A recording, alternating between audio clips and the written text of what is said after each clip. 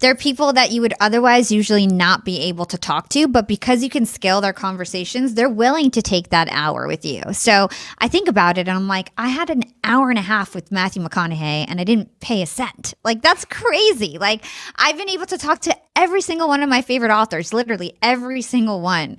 And it's just unbelievable that these people take the time to talk to me. And it's only because I started this show. And even before I had a ton of downloads and listeners, I was able to reach out to these people and they were willing to give me a chance because they thought like, hey, I'll put my chips on this girl. You know, maybe 500 people will listen and that's good enough for me. And so having that as leverage is really powerful no matter how big your show is. In fact,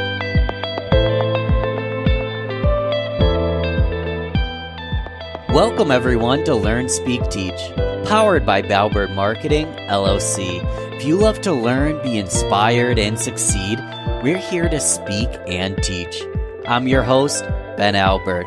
I believe if you're not living, you're dying. If you're not growing, you're withering. And if you're not engaged, you can turn this off right now. Because we here at LST are lifelong learners. And listen, I'm not your guru. I'm an ordinary guy on a journey to learn from the experts. My goal is to host each conversation with a beginner's mindset.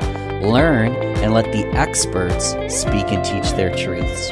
Join us! Oh yeah, and don't forget to subscribe. This episode is brought to you completely free. Get some stake in the game here. My fee for the show only takes a few moments. If you gain value from the episode, personally share with a friend and explain your favorite part. Bonus points. Please leave us a review on Apple, Google Podcasts, or anywhere you listen to the show. All right, let's get started.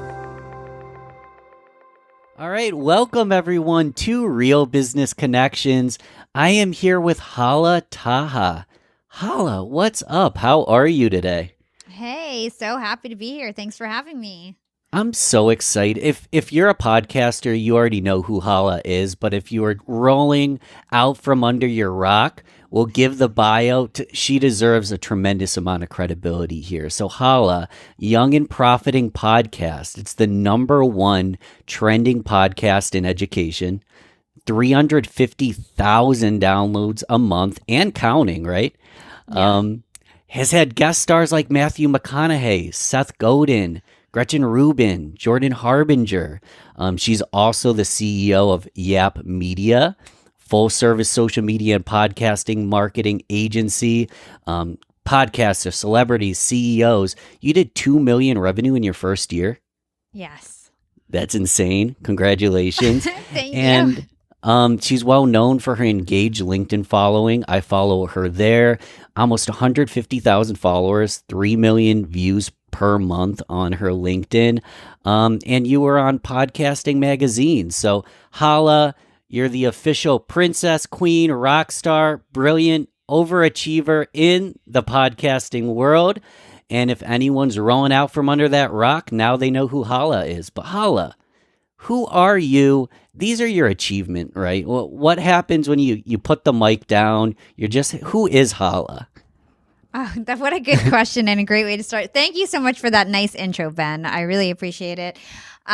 Who is Hala? Well, Hala is obsessed with podcasting. So my career is really taking the forefront, especially the last, 3-4 years. I've been really career focused. But who is Hala? I'm fun. I'm really funny. I'm silly. I'm friendly. I'm bubbly. I love to be with my friends, work out. I'm family oriented. So just, bubbly girl, I should say, that loves her career. I love this. You're bubbly, you're fun, but you're also no fluff, straight to the point, great interviewer. You kind of strike me as the kind of person that could be successful in a whole array of professions. Why podcasting? Podcasting was something that I was always sort of dabbling in some shape or form before podcasting was even a thing. So I started my career in radio as an intern at Hot 97, and I had many shows over the years. Young and Profiting is actually my 5th or 6th show. And so I had a YouTube show. I had online radio shows on dtfradio.net and alistradio.net and Bottom Music Radio and all these different online radio shows before podcasting was really a thing. Then I took a hiatus and thought I'd never get back on a mic, and then started Young and Profiting podcast after a 4-year break. And so I had a lot of experience under my belt, and I always, even when I took a break, I was working at Hewlett Packard, and I was the girl who was like interviewing the CEO and the CMO and doing the internal podcasts. And it was just always a thing for me for the past 10 years. I was always doing something along these lines. So it was always a passion. And then I just really leaned into it when podcasting started taking off and decided, hey, it's now or never. I'm going to miss the boat if I don't jump in. You jumped in, you're on the boat, you're steering the ship.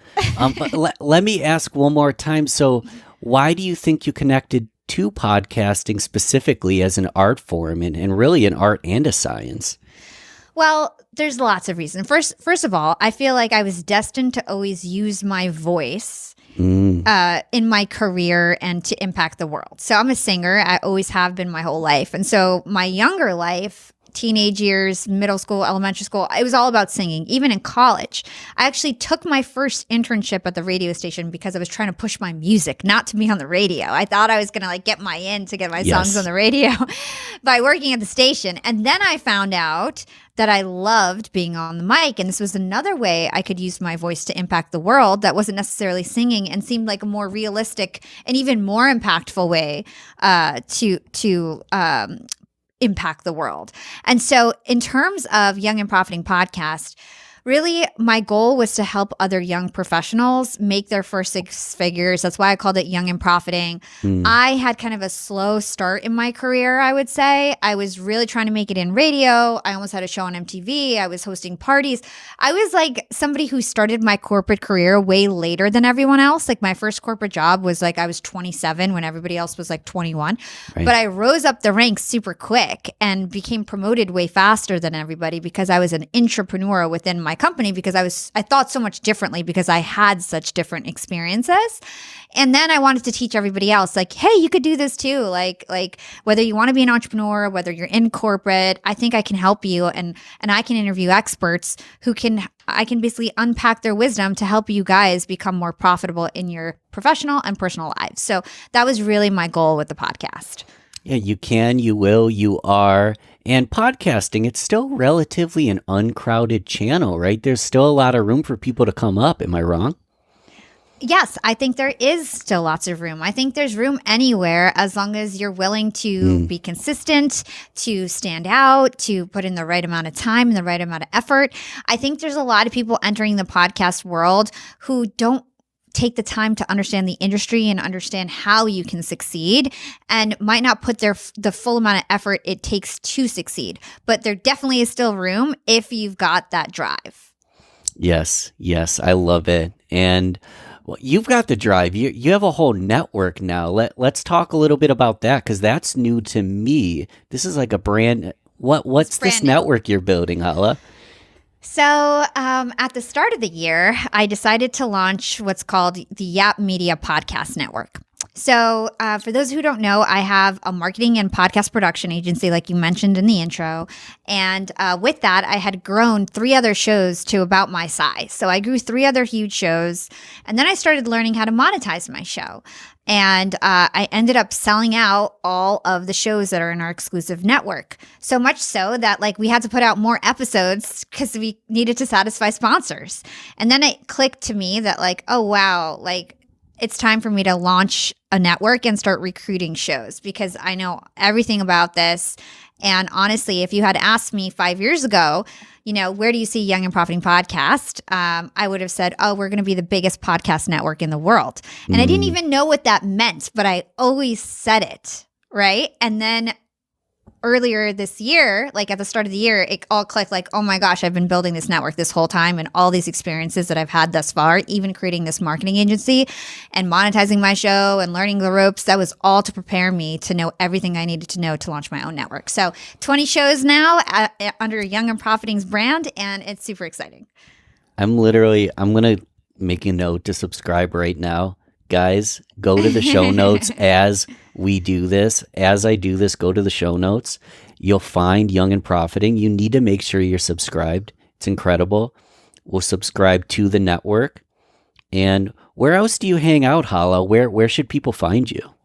Well, I'm on LinkedIn, so I love LinkedIn so much, and I spend a lot of time there. On Instagram at Yap with Hala. I'm also on Clubhouse, so I love social audio. Still doing Clubhouse events, even though it's kind of died down, but I'm doing one, in fact, next Thursday. So Clubhouse, Instagram, LinkedIn, and even Twitter I'm on now, so.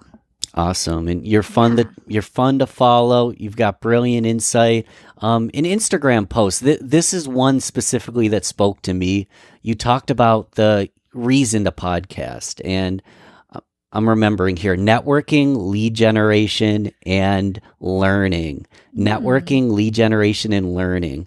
Let's break those down. So if someone were to start a podcast, or maybe not, maybe they're going to start a networking group or host an event. Well, tell me a little bit the networking, lead generation, and learning. Let's start with networking. Well, what is podcasting done for you in that realm? Oh my gosh, podcasting is such a great networking tool. So first of all, the guests that you invite on the show, they're people that you would otherwise usually not be able to talk to, but because you can scale their conversations, they're willing to take that hour with you. So I think about it and I'm like, I had an hour and a half with Matthew McConaughey and I didn't pay a cent. Like, that's crazy. Like, I've been able to talk to every single one of my favorite authors, literally every single one.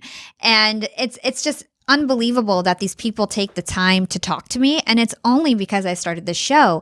And even before I had a ton of downloads and listeners, I was able to reach out to these people and they were willing to give me a chance because they thought like, hey, I'll put my chips on this girl, maybe 500 people will listen and that's good enough for me. And so having that as leverage is really powerful no matter how big your show is. In fact, I will say that even when I was 1/4 the size, it was just as easy or hard to get guests. Like, it hasn't gotten that much easier as I've gotten bigger. Sure. So keep that in mind. Like, you don't need to be the biggest podcaster in the world to get really good guests.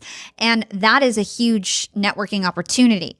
The lead generation piece really flows nicely into this because actually the guests that come on my show, in my case, are my perfect clients. So I do social media for CEOs, best-selling authors, influencers, top podcasters. I do podcast production. And so a lot of people that come on my show, they're authors that want to start a podcast, or they're authors that are launching a book and they realize how good my marketing is and they want to get exposure and they've seen the other authors I work with and they just jump right on. And so I never sell on my podcast. I just do my interview and I never even target people who I think could be my clients. I just pick people who I like and want to kind of present their material to the world. And one thing leads to another. Even if it's months later, they contact me. Hey, Hala, like, I want to set up a call and talk about social media. Or like, I saw what you did with Heather Monahan and I want to discuss it. And sometimes after the interview, it will go right into a discovery call. This has happened so many times where they're like, Hala, do you have 30 minutes? Like, can you just tell me what you do? Can you just show me what you do? And I go through it. And then next thing I know, they're my client and they become my mentors. And so then these guests become my clients. And then because I'm talking to them all the time, they end up becoming my mentors. So for me, it's like this whole ecosystem that really is awesome. And honestly, I feel like I've created my dream job doing this. So that was networking, lead generation, and learning was the last one. So it depends on your style. Everyone's different. I do a lot of research. And so that means that I read everyone's book who comes on my show. I study the topics. I study the outside research. I listen to all their interviews. And then that forces me to learn a new topic each week. It, of course, depends on the format of your podcast. If your podcast is all about videos, then, you're studying that one topic and you're probably an expert already. But for me, it's a different topic each week. I'll talk about sleep one week. I'll talk about podcasting the next. And I'll talk about, selling your business in the next episode. And so I have to learn all these new topics each week. And that forces me having that interview deadline as somebody who loves to procrastinate and needs that like pressure. It's like forces me to like read a book a week and like really understand a new topic. Hala, you're on fire. I love it. Thank you. I love it. And you're spot on. And the reason I want to bring that up is I couldn't agree more. I couldn't disagree with a single thing you said. Two mentors of mine, Brian Bogert of No Limits U and Stu Heineck of How to Get a Meeting with Anyone. these two gentlemen, they're speaking at my first ever summit, Real Business Connection Summit. We're raising money for Alzheimer's. And I'll be honest, I'm falling forward. I've never put on an event like this. And the only reason I have the opportunity to even ask them to grace the stage was through podcasting. And like you said, Matthew McConaughey, he's got to be pretty expensive for a consultation call, but you got to spend a half hour to an hour with him, right? An hour and a half, yeah. An hour and a half. Oh my gosh. No, yeah, it's so true. So podcasting is incredible. And then the other flip side of networking, just to add to it, is once you have a common interest that a lot of people are interested in, you can make friends really easily. Like so many of my best friends are other podcasters. And I feel like I've made these amazing relationships with people I have so much in common with because we all have this hobby in common. And that's the glue that can stick your group together. And so one of the things that I did as a new podcaster is I went on LinkedIn and I found every single up and coming podcaster, anybody who is making any little bit of noise. And this was like a year and a half ago. And I said, hey, like join my WhatsApp group. Let's do a monthly mastermind call. Let's get to know each other. Let's support each other's links. Let's go on each other's shows. Let's grow together. Let's do review swaps. And now some of those people like are my best friends. I've met them in real life and we go to conferences together. And it's just an amazing way to meet new people. It really is. Wow, Hala. It's amazing because I'm going to do a cartoon of you. We do a cartoon of each guest. When I started listening to your podcast, I'm like, this woman's like my sister from a whole new world, because everything I started to do, I'll be honest, I was kind of copying Jordan Harbinger, and everything I started to do, there was so much alignments with what you did. And then I started listening to you, and then I heard that you were mentoring with Jordan. And I'm like, this world's really small. Like I'm meeting my best friends every single day. This is so cool. Let's talk about, I'm sidestepping, but let's talk about the preparation. Because you said, reading a book a week. I remember like you put like 10 to 20 hours of research into every episode. Was that a back in the day thing? Is that still the case? So I don't have time to do that anymore. We didn't mention it in this episode yet. So when I first started the podcast, the first 3 years so the podcast is about 4 years old. So I'd say the first 2.5 years, it's like crazy how fast time flies. The first 2.5 years, I was working in corporate. So I had a job at HP, I had a job at Disney, and I was still like a very fast growing podcaster. Like I had like a big show already and like was interviewing big guests, and I would do my interviews at lunchtime, like in phone booths, or like I live like, right by my apartment, and I'd drive home super quickly to like do my interview and come back. And honestly, at that point, all I had was the podcast as like my little passion. And I had a very small team of interns and volunteers. By episode 8, I had like 10 volunteers. So I always had a team pretty much. But it was still a small team, and 90% of the work fell on my shoulders. So I studied my butt off because I knew that was the only way I was going to like stand out, is if I was the best and if I had the best questions, and if the guests who came on my show were like, hey, like you might not be the biggest podcaster, but you were one of the best interviews I ever had. And all these huge guests would say that. And then they would go tell their friends and introduce me to their friends. And it kind of helped like elevate me. So I really focused on prepping. And I would spend more than 20 hours a week. I would spend any downtime. I'd be in the gym listening to interviews. I'd be, anytime I'm cleaning, I'm listening to interviews and studying. I would be, reading their book, to your point. I would be looking at their book reviews is another good hack. Like what is the good reviews? What are the bad reviews? What's the controversy? And I would prepare a lot. And to me, that's my method. But I know that there's so many successful podcasters that don't do that at all. So it really it just depends on what works for you. Now I have a team and we have processes, and it's like I get a research doc and then I spend like 3 or 4 hours, and I block out the 4 hours before a show. I read what my team wrote. I'm skimming through the book. Every guest that comes on my show, I ask for a PDF of the book, and that way I can copy and paste whatever I need. Right. It's really annoying to use like Kindles and stuff like that. So like that's another hack, like asking for a PDF of the book. And then I just kind of like add in my 2 cents. And now I've done so many interviews, and some of the topics are kind of overlapping where I've done like 5 sleep episodes or like 20 human behavior episodes. So it's like, Yes. I know some stuff. So then I make it my own and then I just get ready and go for it. Well, let's talk about that balance with preparation, because my style is conversational. I actually prepared more for this podcast than most of them, because I heard on your show that you put to 10 to 20 hours, and I'm like, out of respect for Hala, I need to put in my time today because that's what she would want. But generally, I'm raw and conversational because this is the issue I struggle with, and I'm wondering if you've ever ran into this. If you prepare questions or you have quotes or different things you want to touch on ready to go, sometimes I feel like I fall out of the present. I stop listening and I'm trying to kind of figure out my next cue for a question. I'm trying to lead the conversation, but really the learning's in the listening, and the questioning comes from listening for me most of the time. Have you ever felt that way where you have questions prepared and you feel like you're falling out of the moment? How do you get back to the moment? What's your experience with that? So the only time I feel like that is if I actually didn't prepare enough. Interesting. So Okay. if I like rushed it and I only had like an hour, then I feel like I'm glued to my notes because I feel like I'm not confident enough. I didn't study enough. Like I don't know enough. And then I feel glued to my notes. And that's when I feel like stuck. Like I can't have a conversation and pay attention. It's because I'm so worried that I didn't study enough, right? So part of the research for me, and everyone's different, is it gives me the confidence. And then I start to know their story and material that no matter which way they turn, I don't need to go through my questions in order. I almost never do.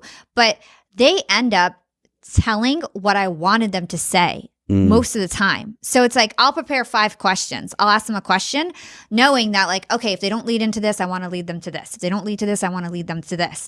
They might hit on 3 out of the 5 things that I wanted to lead them to. Then I just go to the 4th and the 5th and lead them down that path because they already got the information out to my listeners. So I don't stick to it like it's the Bible, you know what I mean? But it's that information that really prepares me to have the best conversation and to make sure that like any like really powerful gems, learning stories I pull out and we have the most impactful interview for my listeners. So I feel like it makes all the difference. I honestly, I've tried to wing interviews before. And like I said, I feel more glued to my notes when I don't study enough. And I rather just really know the material and then have the notes be there as sort of like a guide, a refresher, a confidence booster, and just like have a natural interview. So keep it natural because you're prepared. It makes all the difference, all the impact.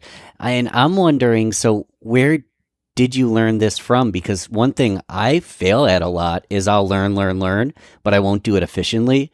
And then there's quicker ways to learn how to do things. Do you have a mentor or coach that's kind of brought you through how to hone these systems and really speed up your research time?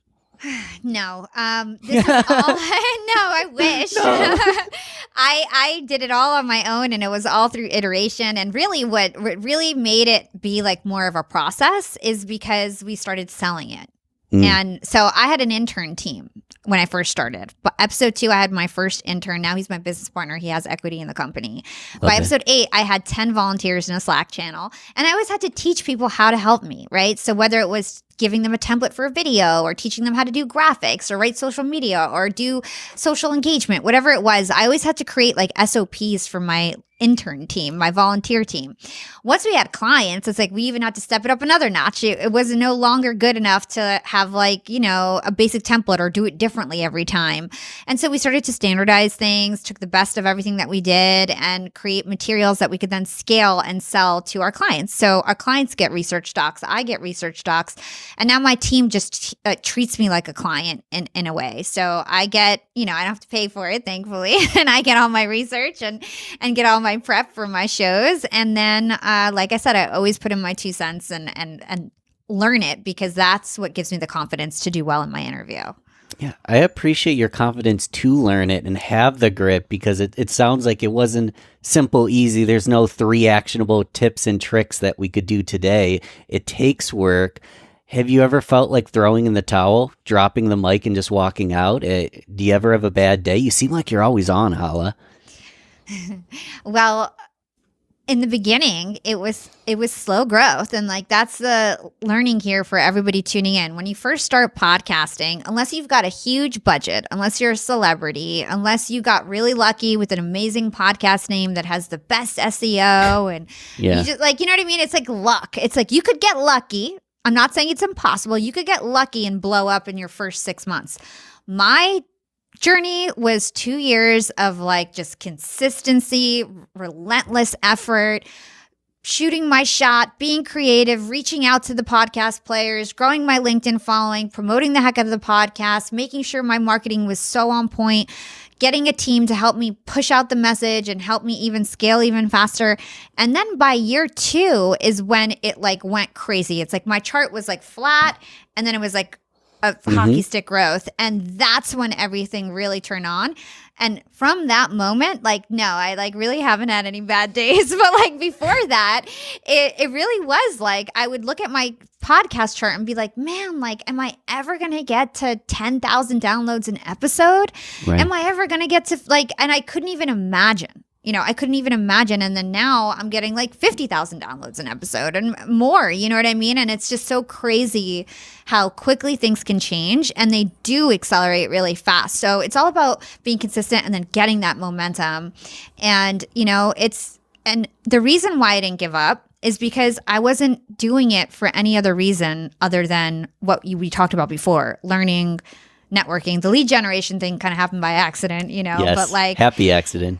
Happy accident. But like I didn't start the show. Like when you said, why did you start podcasting? I didn't say, oh, I was starting a new business model. Like, no, I wanted to help people. Right. And so my team worked for free because they wanted to help people. And we all had this common mission. And it was like just a really pure mission. And my listeners felt that and were really drawn to the show and would spread it by word of mouth. And so I think because I had pure intentions and it really wasn't about making money, it just fell into that because I think we're good at our jobs. But it was just a passion project. And I think when it's a passion project, it's really easy to keep going. Passion project, pure intention, great team. And you talked a little bit about your story to get here. It's not like you started a podcast one day and then had 10,000 listens. I mean, I remember when I hit 10,000, just 10,000, I was so excited to hit that 10 number.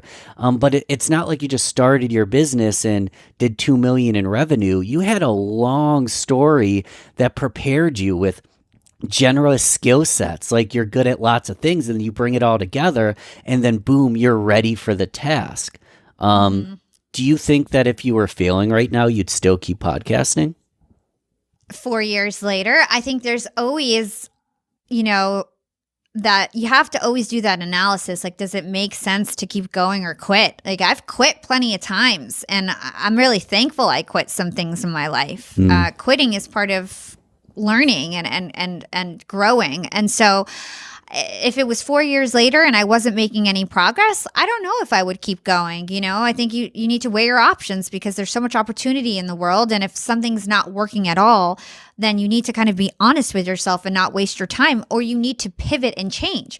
Right. So I have a great story about how I pivoted and changed. So when I first started my podcast 4 years ago, I was growing on LinkedIn and I was this big influencer on LinkedIn. Around the time I had like 60,000 followers and which at the time was like a big deal. And I was growing my influence and everybody thought I was a way bigger podcaster than I was because I was just a very visible podcaster on that platform.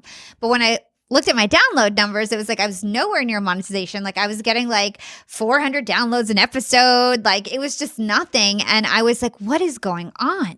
Like nobody is listening to me on Apple. I also did this like bad promo, like thinking that I could get like on the top of the Apple ranking and like it screwed up all my Apple SEO and then I wasn't like searchable. And so I was like, man, like I really screwed this up. Like I'm not getting any traction on Apple. Where else can I go? And so this is the key. This is why I was saying like a lot of people don't like, they enter the podcasting industry and then they don't do the due diligence to like understand the landscape. So that was my trigger to be like, let me learn more about the industry. So then I uncovered that there's 70 apps out there aside from Apple and Spotify that promote podcasts that people can listen, that your RSS feed feeds into. First of all, I made sure I was distributed to all those platforms because I stopped only focusing on Apple. For 2 years, all I cared about was Apple, and it's a dead end because all those people that dominate Apple started their show 10 years ago.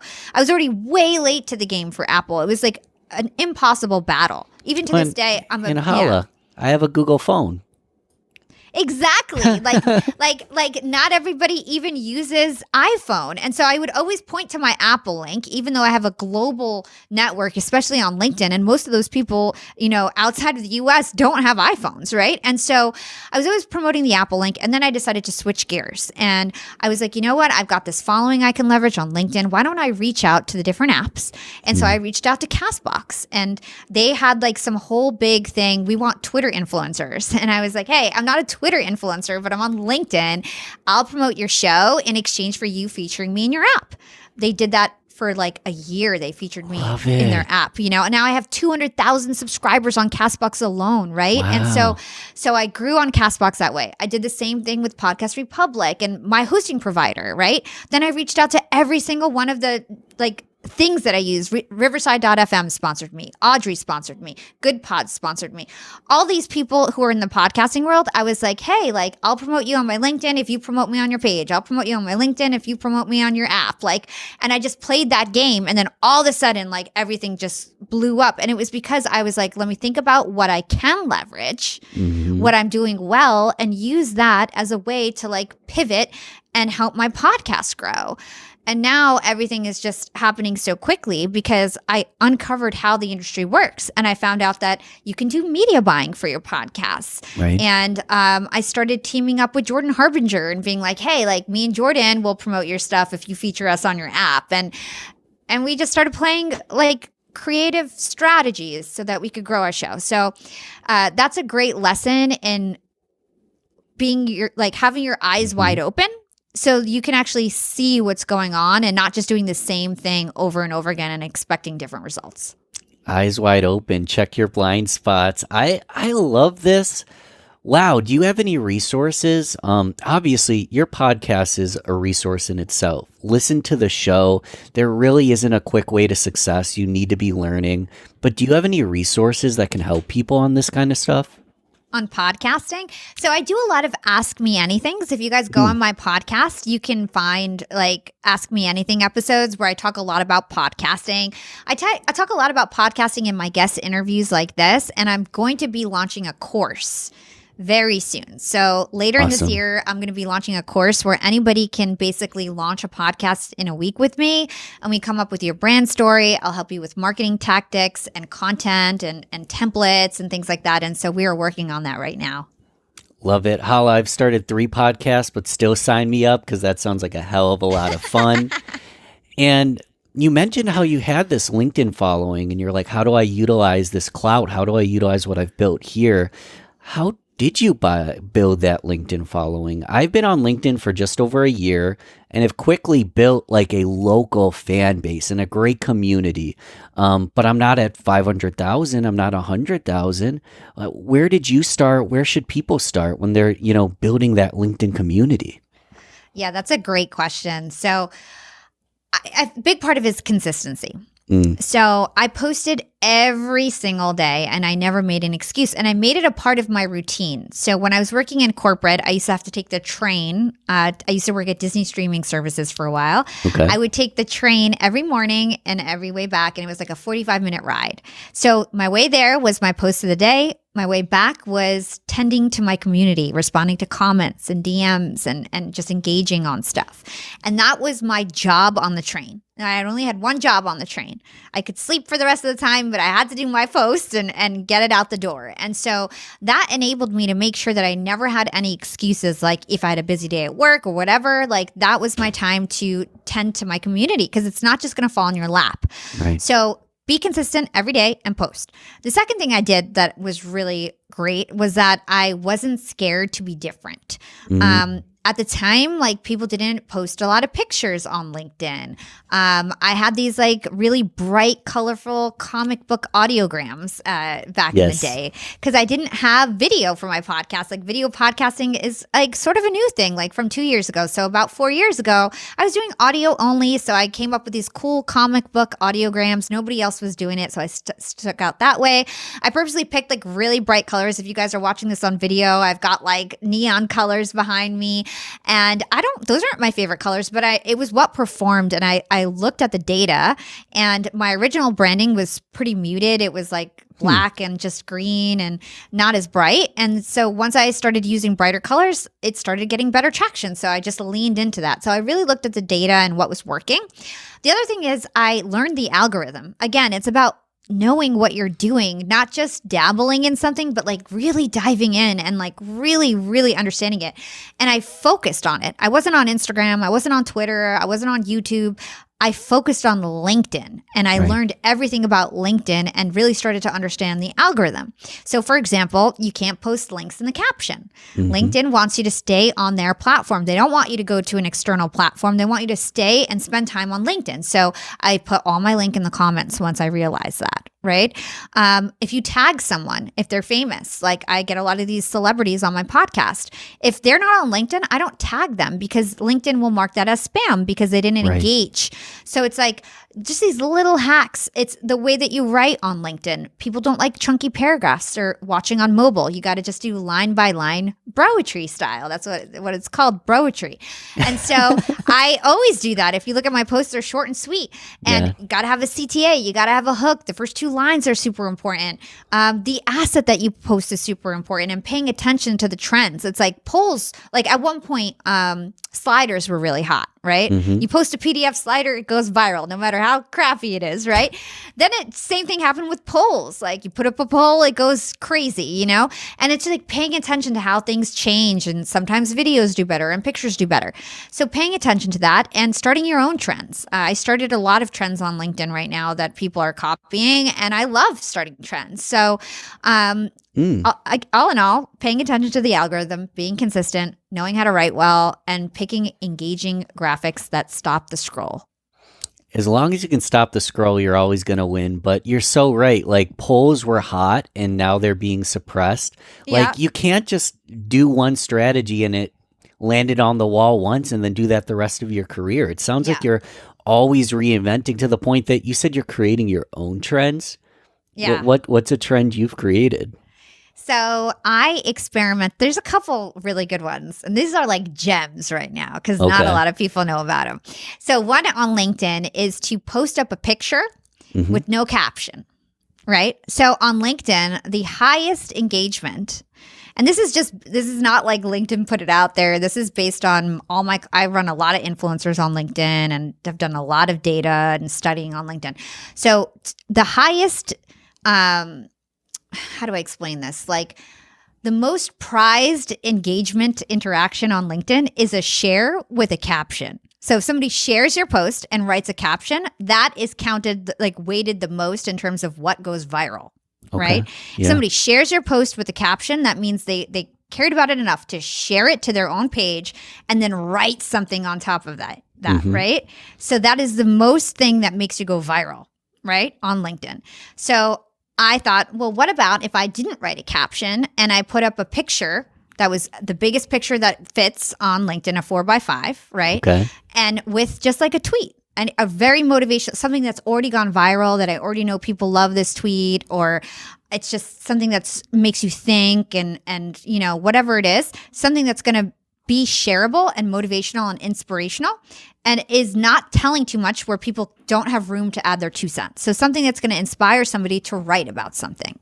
So like, I'm thankful for everyone who's told me no. Right. And then people will go like share it and write their own story. Cause it's like, I didn't write a story for them to think about. They get to think about their own story and share it. And so I did that, and it goes massively viral every time we do it. So we did it for our clients, goes massively viral. Now, other people are doing it because they're realizing that these things work. A graphic with no caption. So it's like kind of thinking about these little things that make all the difference. and just leaning into it. And honestly, it's just reps, right? All of this is just reps. That's how you learn. It's doing it and then seeing what works. Get the reps in, do the work. I totally, if you want to start trends, I will totally copy you, because what I do is I look and I see what's working and then I replicate it. And if it's not working for me, I pivot. I think it was really interesting how you mentioned that the color scheme behind you. And guys, show notes, if you're listening to the audio, you've got to see the video at least for like 45 seconds so you can see Hala's setup. It's gorgeous. It's creative. But you even mentioned like the colors. These aren't my favorite colors, but it worked. Like, you were humble enough to be like, okay, this doesn't have to be so Hala that it's my favorite color scheme. This needs to be something that's going to be bright and fun and interesting, because if I'm bright and fun and interesting, I can reach more people and help more people. So was that humbling or hard for you to be like, I don't like these colors that much, but I'm going to do it anyways? Or were you like, it's worth the effort, you know? Yeah, it's exactly what you said. I just felt like, hey, I want to make the biggest impact. What's my end goal? Is it to have the best colors in the world? No, it's to have the most listeners in the world. And so I just leaned into what's working. And even now, like, in my background, brand new studio, my muralist painted the words young and profiting in pink. And actually, our main color is green. So at first I was like, oh, I don't know. Like, what if my male listeners get turned off? And like, you always need this balance of satisfying your audience. Everything that we do is for the audience, even the colors that I pick. So I never want to turn off my male listeners, because we have a lot of them, that I always try to stray away from. Like, pink is usually the accent color. So all these little nuances, I think, all make the difference. They do all make the difference. And I'm not straight away. Honestly, if you don't like pink, I'll listen to your podcast because it's a good podcast, Hala. That's what's most important. But it's true, though, that if someone does have a negative representation, they might not listen and you might not be able to help them. Yeah, exactly. And I just feel like I want to make sure I impact the most people. So you need to be as broad as possible in terms of your branding so that you do resonate with who you're trying to target. I'm trying to target both male and females who are younger, and most of those people are going to stop and look at bright, colorful, friendly, inviting-looking things. Stop the scroll, right? So there's one thing I want to bring up from my research today, and this will come out six weeks from when we record it, but just today, you posted a post, and it was a photo, and it said female founder, but then the word, female was crossed off. And obviously, you're the princess of podcasting. You love that you're a female founder. But why was it crossed off in this post? What was the meaning of that there?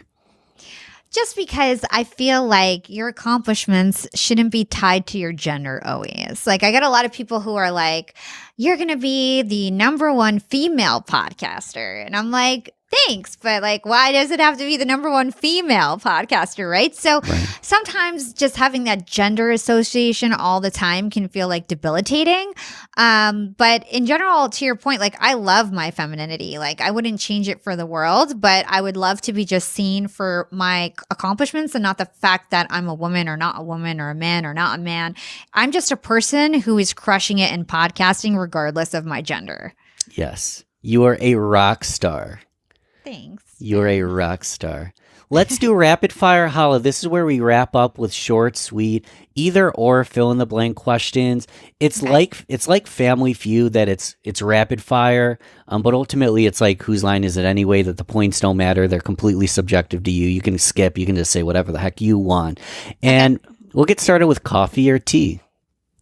Coffee. I love coffee. Bulletproof. Dave Asprey, he came on my show. Love it. Love it. I'll put that in the show notes. Dave Asprey on Hala Taha shows Young and Profiting. Yeah, check it out. I love Bulletproof coffee. It's so good. Beer or wine? Wine. Riesling. Ooh, Riesling. Do you have a favorite sport?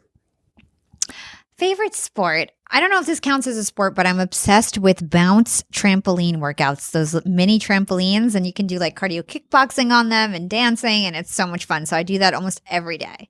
Count it. That kicks my ass. That is definitely a sport. What podcasts are you listening to right now? Honestly, I don't have any time to listen to any podcasts unless I'm studying. So a lot of the guests that come on my show go on Jay Shetty's show and Jordan Harbinger and Lewis Howes. So I end up listening to those three.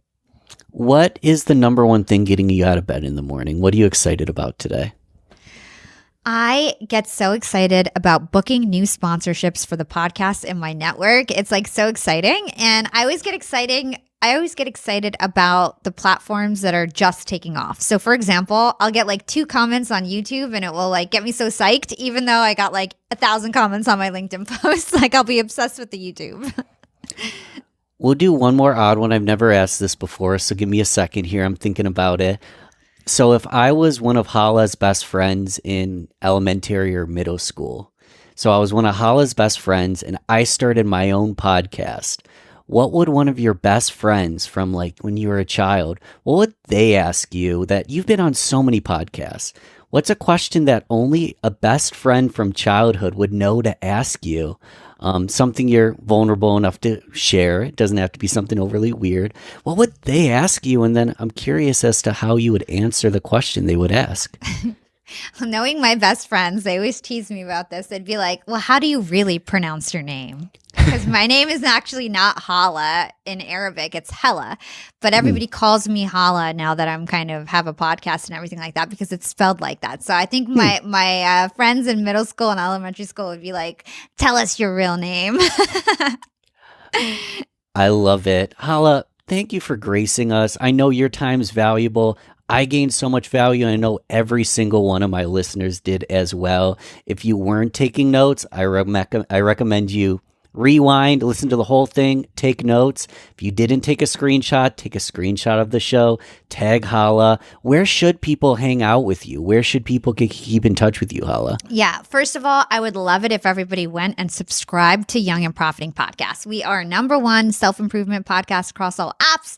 Like you said, interviewed Matthew McConaughey, Seth Godin, Robert Greene, you name it. Anybody who's like somebody who talks about influence, negotiation, entrepreneurship, side hustles. We talk all about how you can level up your life and become more young and profiting. So I highly recommend you go check out my show. That'd be my #1 ask. And if you want to chop it up with me, you can find me on Instagram at @YapWithHala or LinkedIn. You can search for my name. It's Hala Taha. Hala Taha, it's been a pleasure. Oh my God, you're amazing. Thank you. Thank you for spending time with all of us. I really appreciate it. Thanks again for listening to Learn, Speak, Teach, powered by Balbert Marketing, LLC. You need to go subscribe if you haven't yet. This show is completely free. If you gain value from the episode, personally share with a friend and explain your favorite part. Leave us a review on Apple, Google Podcasts, or anywhere you listen to the show. All right. Thanks once more for listening to LST. I am so grateful. Talk to you soon.